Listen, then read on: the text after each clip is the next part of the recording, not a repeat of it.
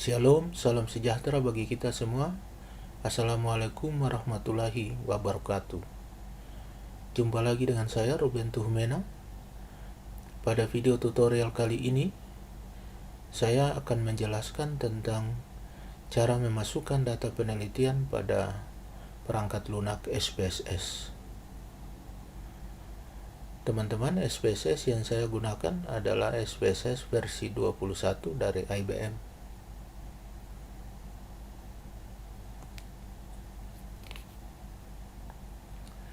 SPSS terdiri dari dua bagian. Bagian yang pertama adalah bagian untuk menginput data, sedangkan bagian yang kedua adalah bagian untuk menampilkan hasil perhitungan. Bagian untuk menginput data terdiri atas data view, di mana teman-teman dapat memasukkan data-data penelitiannya pada data view. Sedangkan variabel view untuk memberi nama variabel dan melakukan pengaturan untuk tampilan dari data view. Teman-teman dapat menuliskan nama variabel pada kolom name, kemudian memilih jenis variabel. Jika variabel itu memuat tentang angka-angka, maka teman-teman klik numeric. Jika variabelnya tentang kata, maka teman-teman dapat memilih string. Teman-teman, width ini untuk ukuran jumlah karakter pada kolom variabel penelitian. Sedangkan desimal itu menunjukkan berapa angka di belakang koma. Label dapat digunakan untuk memberi keterangan yang akan terlihat nanti pada hasil perhitungan teman-teman. Selanjutnya, teman-teman dapat memberi nilai pada setiap label dari indikator penelitian. Kemudian kolom ini terkait dengan luas area yang dapat digunakan untuk memasukkan data-data penelitian. Data penelitian yang teman-teman masukkan pada kolom variabel bisa berada pada posisi kiri, kanan, atau di tengah. Kemudian teman-teman dapat memilih skala pengukuran sesuai dengan data yang teman-teman miliki. Selanjutnya, kita akan memasukkan variabel penelitian, teman-teman. Pertama, ada variabel atau item X11, itu menunjukkan bahwa item pertama dari variabel X1, kemudian X12, X13, X14, X15. Selanjutnya, total X1. Dalam menuliskan nama variabel tidak dibolehkan untuk menggunakan spasi, teman-teman. Variabel X2 terdiri dari X21, X22, X23, X24. Jadi variabel X2 ini terdiri hanya dari 4 item, teman-teman. Selanjutnya variabel Y, Y1, Y2, Y3, Y4, dan Y5. Variabel Y ini terdiri dari 5 item.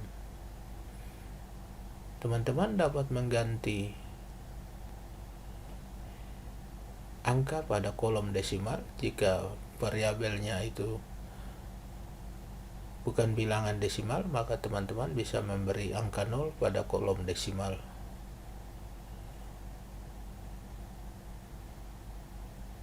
Kemudian teman-teman memberi nilai pada label dari indikator. Di sini teman-teman sesuaikan dengan skala yang teman-teman gunakan pada kuesioner. Dalam contoh ini, saya menggunakan skala Likert 5 poin. 1 sangat tidak setuju, 2 tidak setuju, 3 netral, 4 setuju, dan 5 sangat setuju.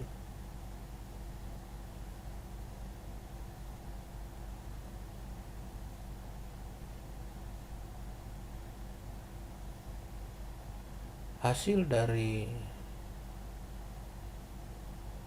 nilai yang teman-teman berikan pada label ini bisa di-copy untuk setiap item dari variabel penelitian yang ada. Tidak perlu untuk nilai totalnya, hanya pada itemnya saja teman-teman. Karena itu nanti akan nampak pada analisis deskriptif, statistik deskriptif. Teman-teman dapat memilih ukuran kolom sesuai dengan keinginannya. Nah, ini nampak tidak semua item terlihat pada satu halaman kerja teman-teman, atau satu lembar kerja. Untuk itu teman-teman dapat memperkecil kolomnya sehingga semua item dan variabelnya terlihat. Ini lebih memudahkan pada saat melakukan pengisian datanya teman-teman. Teman-teman dapat memilih skala pengukuran sesuai dengan skala data yang teman-teman miliki.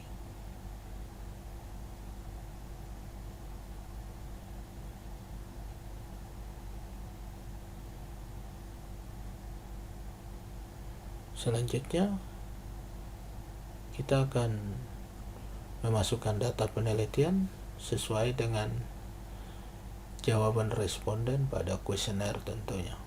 Skala yang digunakan adalah skala Likert 5 poin. 1 sangat tidak setuju, 2 tidak setuju, 3 netral, 4 setuju, dan 5 sangat setuju. Dampak responden pertama pada item 11 memilih setuju, item 12 netral, item 13 setuju, item 14 setuju, dan item 15 setuju. Untuk nilai totalnya akan dihitung nanti setelah semua data dimasukkan.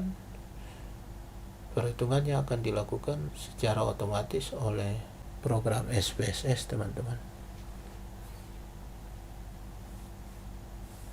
Untuk menghemat waktu, saya tidak akan tunjukkan cara memasukkan data untuk seluruh responden. Dalam contoh ini ada 93 responden teman-teman.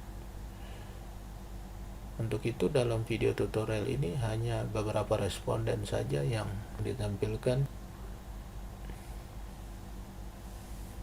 Jika teman-teman melakukan kesalahan dalam memasukkan data penelitian, teman-teman dapat timpa data yang salah itu dengan data yang baru.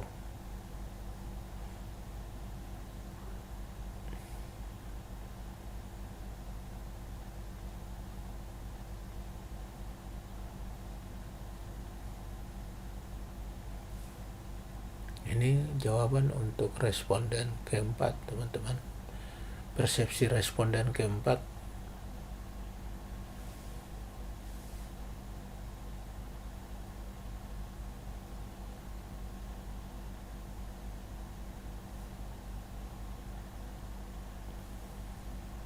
Ini persepsi responden kelima terhadap item-item dari variabel X1, X2, dan Y.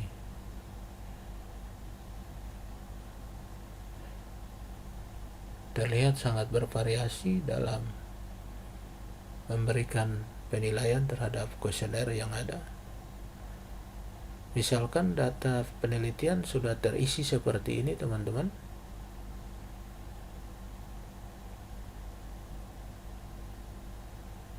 Ini pada responden ke-92. Dalam contoh ini saya menggunakan 93 responden. Anggap saja bahwa kita telah memasukkan data-data yang lain.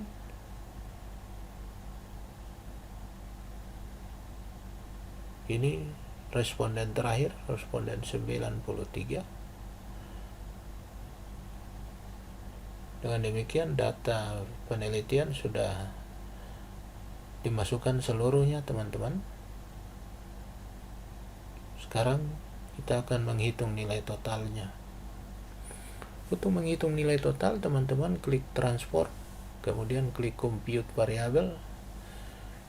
Pada kotak target variabel, teman-teman memberi nama variabel sesuai dengan yang terdapat pada lembar data view.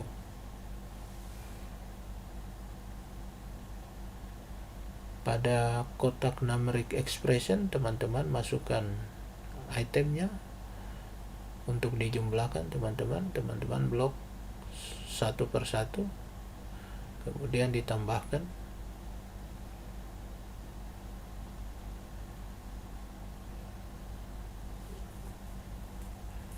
Nah, ini artinya bahwa apakah teman-teman akan mengganti nama variabel yang ada dengan nama variabel yang baru.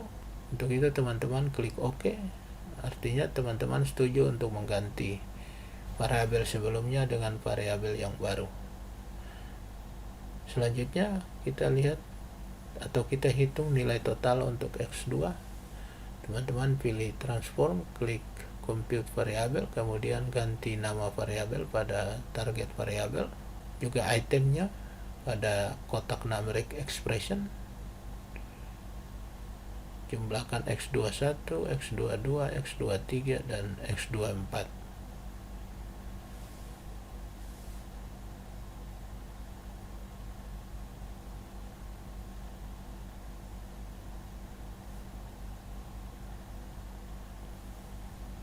Sekarang variabel Y, pastikan bahwa nama variabel yang teman-teman tuliskan pada target variabel itu sama persis dengan yang terdapat pada lembar kerja data view. Ini contoh misalnya kita menulis nama variabelnya berbeda, teman-teman. Kita perhatikan apa yang terjadi kemudian.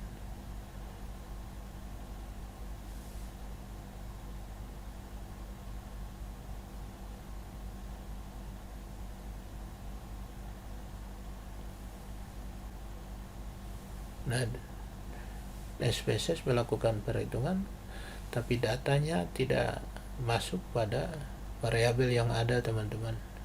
Dia membentuk variabel baru sesuai dengan nama yang teman-teman berikan pada target variabel tadi. Teman-teman tinggal blok, kemudian klik kanan, lalu klik clear. Selanjutnya teman-teman hitung kembali.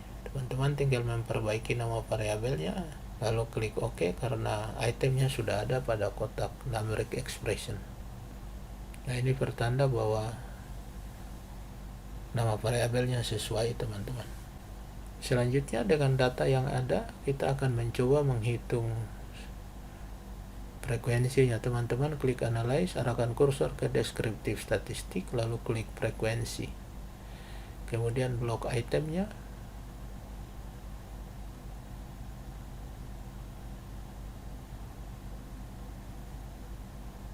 Teman-teman blok itemnya saja, tidak dengan nilai totalnya. Nah, hasil perhitungan seperti ini, teman-teman. Terlihat pada tabel X11, responden tidak setuju 1 orang atau 1,1%, yang netral 2 orang atau 2,2%, yang setuju 42 orang atau 45,2%, dan sangat setuju 48 orang atau 51,6%. Selanjutnya teman-teman blok hasilnya, kemudian klik kanan, teman-teman copy, lalu paste pada Word.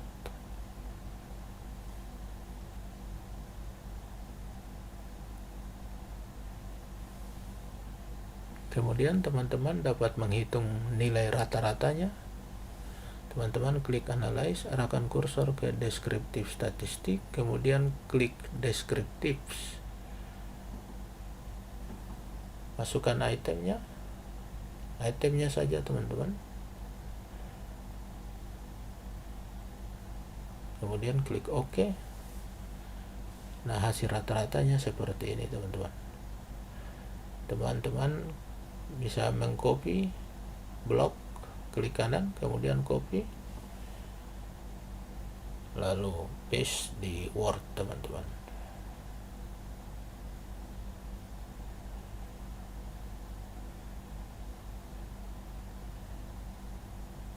Selanjutnya, teman-teman dapat menyimpan datanya.